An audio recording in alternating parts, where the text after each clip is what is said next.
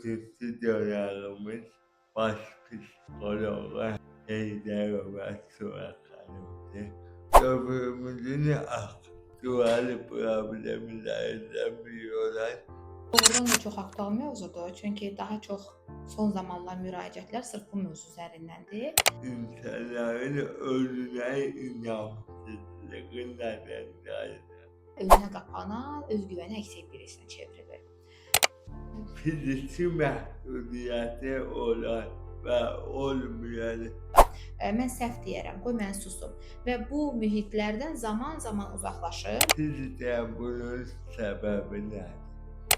İnsanları sevən, cəmiyyəti, hər bir şeyini sevən. Məsələn, burada ola bilər dost olsun, vətən sevgisi olsun, qarşı tərəf olan sevgi, uşaqlara olan sevgi, insanlara ümumilikdə olan sevgi bizim həyatımızı dəyişə bilər.